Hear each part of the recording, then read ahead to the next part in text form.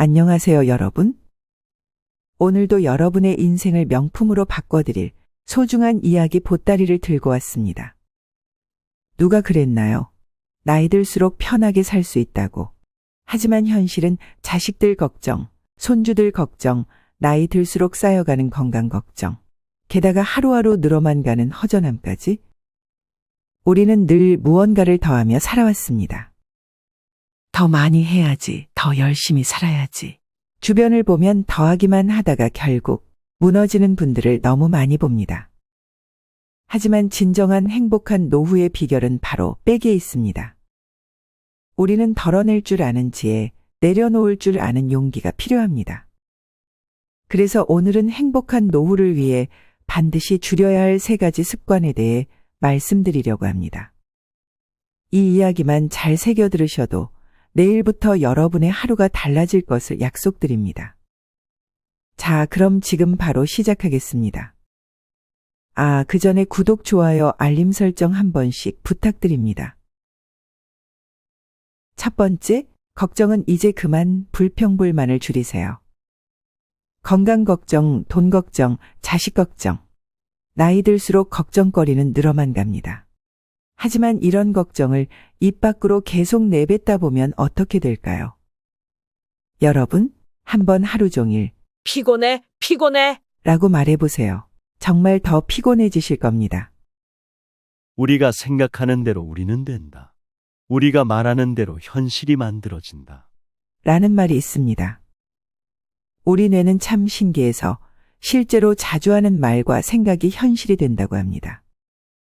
제 지인인 65세 이영희 할머니의 이야기를 들려드릴게요.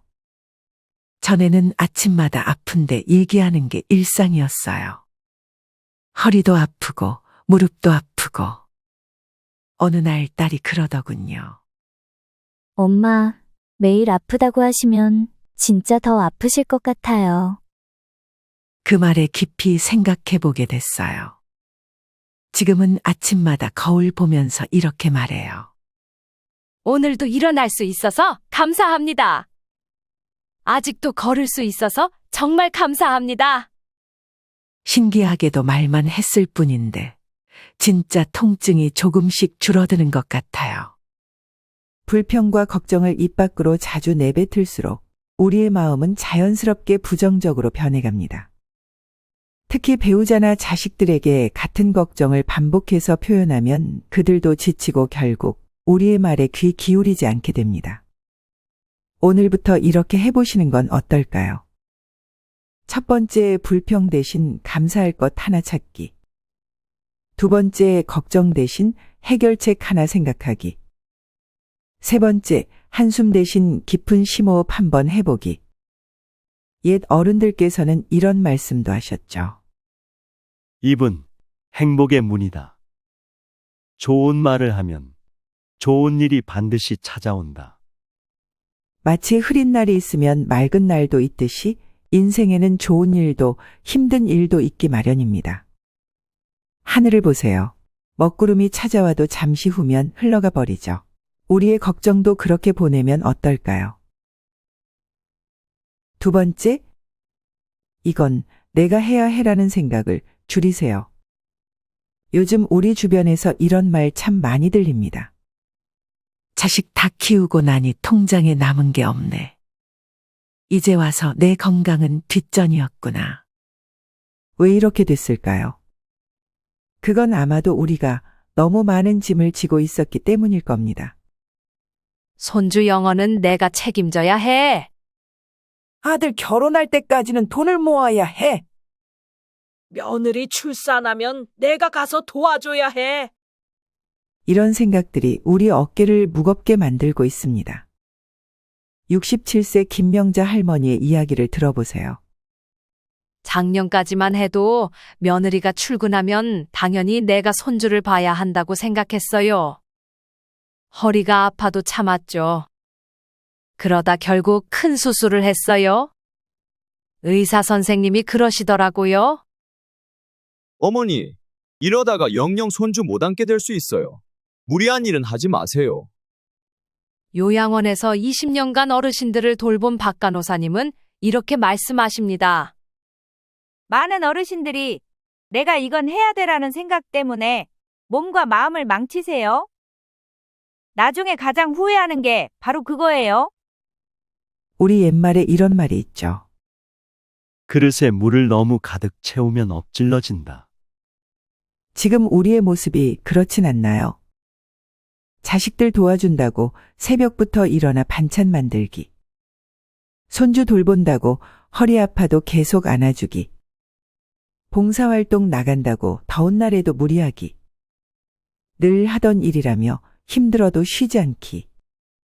이제는 이렇게 생각해 보면 어떨까요? 내가 건강해야 가족도 행복하다. 하루에 2번은 꼭 잠깐이라도 누워서 쉬기. 그리고 허리 아플 때는 솔직하게 자식들에게, 며느리에게 이야기해보기. 봉사활동도 내 체력에 맞게 조절하기. 가끔은 집밥 대신 사 먹는 것도 괜찮아. 집안일은 하루씩 나눠서 천천히 하기. 매일 하던 일도 주 2번에서 3번으로 줄여보기. 자식들이 쉬세요라고 하면 미안해하지 말고 쉬기. 완벽하지 않아도 된다고 나를 다독여주기. 오늘 이 중에 하나라도 연습을 해보시는 건 어떠세요? 자식들은 부모님의 건강한 모습을 더 오래 보고 싶어 합니다. 때로는 하지 않는 것이 오히려 더 큰 사랑이 될 수 있습니다는 사실 잊지 마세요. 3번째, 고집과 경직된 사고를 줄이세요. 여러분, 우리도 모르는 사이에 이런 말 자주 하시지 않나요? 요즘 젊은 사람들은 왜 이러는지 모르겠어. 내가 살아온 경험에 비하면. 예전에는 이렇게 했었는데 얼마 전 등산 모임에서 만난 72세 박할아버지의 이야기가 참 인상적이었습니다. 손주가 방과 후에 컴퓨터 앞에만 앉아 있는 게 너무 못마땅했어요. 우리 때는 상상도 못할 일이잖아요. 그래서 매일같이 잔소리했죠. 공부는 언제 하냐? 너 게임만 하다가 인생 망친다. 그러던 어느 날 15살 손주가 저한테 조심스럽게 말하더군요. 할아버지, 제가 지금 연습하는 게임이 있는데 작년에 우승한 선수는 상금으로 3억을 받았대요. 전 지금 고등학교 e스포츠과를 준비하고 있어요. 처음엔 어이가 없었죠. 게임으로 뭘 한다고. 그런데 손주가 유튜브로 e스포츠 대회 영상을 보여줬는데 올림픽 못지않게 사람들이 많이 모여 있는 거예요.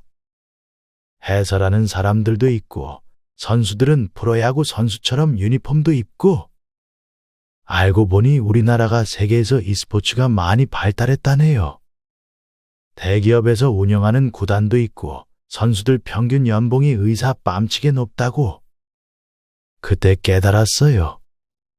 내가 나이 들어서 세상 물정을 모르고 있었던 거구나. 지금은 손주한테 오히려 제가 e스포츠 경기 언제 하는지 물어보고 가끔 같이 중계방송도 봐요. 손주랑 대화할 거리가 하나 더 생긴 것 같아 오히려 감사하죠. 아는 것을 안다 하고 모르는 것을 모른다 하는 것이 참된 알민이라. 세상은 지금 우리가 상상할 수 없을 만큼 빠르게 변하고 있습니다. 손주들이 쓰는 카톡이나 인스타가 낯설게 느껴지시나요? 그럴 때마다 이런 생각을 해보세요. 아, 내가 배울 기회가 또 왔구나. 요즘 가장 행복해 보이는 어르신들의 특징을 보면 하나같이 새로운 것에 대한 호기심이 많으시더군요. 유튜브로 요리를 배우는 80세 할머니, 손주랑 틱톡 영상 찍는 75세 할아버지, 인스타그램으로 여행 사진 올리는 70세 할머니 등등요. 여러분의 마음은 지금 얼마나 유연하신가요? 손주에게 카톡 이모티콘 하나 배우기, 젊은 사람들이 좋아하는 카페 한번 가보기, 처음 보는 음식 하나 시도해보기 등등 어렵지 않은 간단한 것들부터 시작해보세요. 마음이 열리면 세상이 열릴 것입니다. 작은 것부터 시작하면 됩니다. 댓글로 여러분의 도전을 들려주세요. 여러분, 오늘 우리가 함께 알아본 3가지 다시 한번 정리해 볼까요? 첫째, 해야만 한다는 강박에서 벗어나기. 둘째, 고집과 경직된 사고 줄이기. 셋째, 걱정과 불평불만 줄이기. 이 세 가지를 줄이는 것이 왜 중요할까요? 폐계 이황 선생님께서는 이런 말씀을 하셨습니다.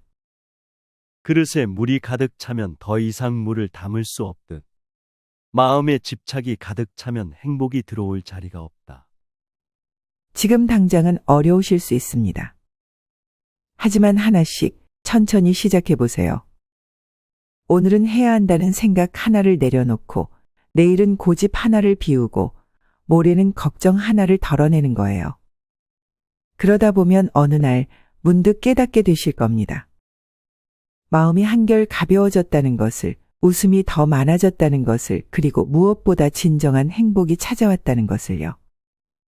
여러분은 오늘 무엇부터 줄여보시겠어요? 댓글로 여러분의 이야기를 들려주세요. 여러분의 작은 용기가 다른 분들에게도 큰 힘이 될 거예요. 다음에는 더 따뜻하고 지혜로운 이야기로 찾아뵙겠습니다. 구독과 좋아요도 잊지 마세요. 오늘도 행복한 하루 보내시길 바랍니다. 감사합니다.